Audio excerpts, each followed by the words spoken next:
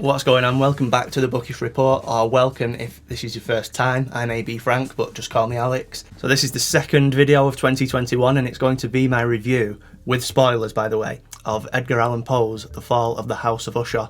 I'm reading this as a read-along with Brad Proctor over on his Discord server. I'll link his channel below in the basement so you can go ahead and check his channel out, check his review of this out, and maybe join his server and discuss it with us as well while we read along. So a quick synopsis then of this book, of this short story, is that there's a guy, an unnamed narrator, remains unnamed throughout the story, has had a letter from his childhood friend, Roderick Usher, saying that he isn't well and that he wants him to come and see him. So he's travelling to the house, and the opening couple of paragraphs are like a description of the house and the journey there and the weather, and it's a bit bleak. So he gets there, they embrace, they're chatting away in a room, and then this Roderick Usher's twin sister, Madeline Usher, comes past them, walks past them, doesn't acknowledge them, just drifts past, and that's because she is cataleptic. I don't know if that's the right word. It says it in the story somewhere, but that, yeah, she's not like really aware of anything outside of she's just living, just alive, but only just, and won't be alive for that long. Imagine being in someone's house that you've not seen, some big creepy isolated mansion, and then just someone ghosts past, just drifts past in a white dress. It's almost like she is a ghost. She's not at this point though. She might not be at any point, but some people could interpret her as being a ghost. But if that was really happening and you saw that, you'd just say, you know what, I need to go back home a second. I've left the cooker on, I've left a window open. You'd back away. You wouldn't turn your back on him. You'd back away and get the hell out of there. You might even be able to catch the horse and cart that brought you there in the first place. And then his sister falls ill that night, I think, and the narrator doesn't see her again, and they put her in a coffin, thinking she's dead, and that's it with her for a little while. And then one night is a really bad storm, and the Roderick Usher is getting a little bit distressed, and he opens the window, and Poe describes this as the storm coming in nearly takes them off their feet. The narrator decides to read to Roderick to try and calm him down. He reads a story that he likes to him. There's a load of noise as well as the storm inside the house, like cracking, it's described as, and stuff like that. Then his sister comes into the room, so she was in fact buried alive, and that shock kills them both, really. That's her last real act, coming into the room. She falls onto Roderick, her twin brother, and they both die. The narrator gets off, runs out of there, the house collapses, and then that's the story basically over like the 15 pages or so that it is. And so let's dig into it a little bit, because it's got such a rich, like in short space of time, you know, every word counts. There's not a wasted word. And you know, all the gothic themes that are in this are done very cleverly and very subtly, and there's some good foreshadowing as well. And so we'll come on to some of the things that I've noted down in my little sticky notes in the book, in this beast of a book that I've got of Edgar Allan Poe. So like I said, are the themes of gothic literature. One of these themes is like coupling or doubling, or something like, I don't know the right word for it, but it's things sort of being together. You get that with the Usher family, where they're the last two remaining Ushers in the family line. These Roderick and Madeline, these twin brother and sister. So they're sort of coupled together. But the house is also a character, and in the second paragraph, the house is personified by its windows looking like vacant eyes. There's the Usher family and the family home that are also paired together. That's why I bring that up. But there's doubling done quite a lot through this story, which I'll touch on when I get to my sticky notes in this review. So Poe uses the word oppressive in this story quite a lot, and on page 1, like paragraph, one of the first lines even, he says that the weather, he describes the weather as oppressive. And then we're talking to Roderick now, and he describes his mental disorder as oppressive. So there's also the weather, and you know, when you feel unwell, you can say it as under the weather. And so the weather and his unwell state of mind are both being called oppressive. So that's a sort of doubling again, but there's much more doubling throughout. Now the Usher family is described at one point here on the second page of this story as as the Usher race.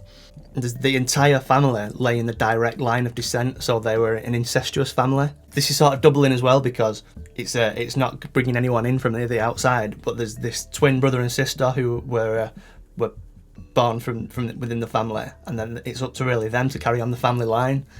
But they're both ill, so there's that sort of doubling because they're born together, they live together, they should have kids together by the following what the family do, and ultimately they die together. But also there's this doubling theme. When they die, the house collapses as well. So like I said, the house is a character and linked with them two. When the brother and sister die, so does the house. So that the house and the family are doubled as well and paired up together. And when one thing happens to one, something happens to the other. And Roderick even describes his mental illness as being caused by the house. So when the house is not right, he says that there's an evil within the family that sort of passes on to the people as well. And so that's also that pairing up, that doubling. And even when the unnamed narrator arrives at the house, he's looking at the house through a reflection on the water that it casts, so he's not even looking directly at it. So that's also keeping in theme with this doubling idea. And so there was a lot of rich, stuff like that packed into this short story. And a lot of it would have gone unnoticed to the sort of the passive reader who was just sort of reading it for not looking to get much out of it, just to read the story rather than to pick up on the themes and the structure and stuff like that. And it's even specified here by the narrator that the House of Usher refers to both the house, the physical house, and the family itself. And so when you say the House of Usher, you could be talking about either. And the word that he uses, or the phrase that he uses, is merge the two. And like I said at the start, the house is personified in the second paragraph by saying that the windows look like eyes, but vacant eyes.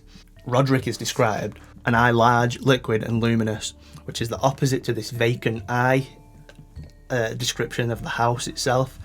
But what we'll find later on is that the Roderick's eye he becomes a bit vacant like the house. So the quote here is, his eyes were bent fixedly before him.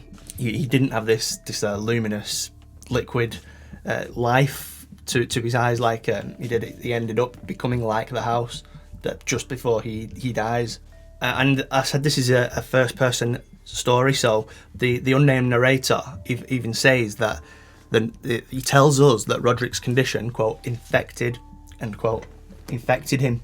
Something you've got to bear in mind throughout the story is the idea of the unreliable narrator. So can you trust what we're being told by the narrator to guide us through the story properly, or do you have to look out for little things that are in the story because you're being told the story by somebody who, by his own admission, has been infected part way through at least. So you might be able to trust the first bit, but then part way through, he's also been infected by this. He's not, but he's been affected by this mental disorder of Roderick's. It's just sort of the time, I took it as just the time being in the house is taking its toll on the narrator. Which is why I said I would have got the hell out of there when I saw his sister float past. And obviously one of the main themes of Gothic literature is isolation, and this is quite an isolated story. So you've got the family itself, incestuous family. So that's isolation, that's cutting themselves off from everywhere else. They're keeping the family in a direct descent, which it says earlier on. So that's isolation in a way as well. But it's also in this big old creepy crumbling house that is described as in good order, but still looks crumbly. It's a weird description, but it does in fact crumble in the end, as we touched on in the sort of overview of it at the start. But then you've got the characters themselves. So they have these mental. Roderick has a mental disorder. The narrator says that he's catching it, and his sister is ill as well with cataleptic disorder, where she's not aware of stuff like around her. So that is something that is causing them to be isolated, as well as them living in an isolated mansion out of the way. And further to that, some people think that they might interpret this story as that when his sister was put in the coffin, that she was dead, and then she comes back as a ghost and kills her brother. But something that was common in Victorian times was people being buried alive, and there was even inventions that were built into coffins that were ways for people who were buried alive when they woke up to signal to people on ground level that they were still alive so that they could be rescued. His sister was in fact alive when she was put in the coffin, and then she wasn't buried, she was only put in a some sort of tomb thing in the house that was going to be that way for 2 weeks, I believe, and then she would be buried. I don't know if that was some sort of ritual or a family tradition or something like that. But she was buried alive. When we hear the storm going on, but there's also a load of noises in the house, all this cracking and stuff, that is her breaking out of the coffin. Roderick says that he has some weird sort of like moment, some really creepy moment after the narrator describes his eyes as being vacant, where he's like, yeah, I can hear it. I've been hearing it for hours and days even. And he says, we have put her living in the tomb. So he even says that they buried her alive. And so this is where I go with that theory, rather than the theory of what some people will say is that she died, and then it's a ghost that come back. So yeah, that is the review or discussion, if you like, of The Fall of the House of Usher by Edgar Allan Poe.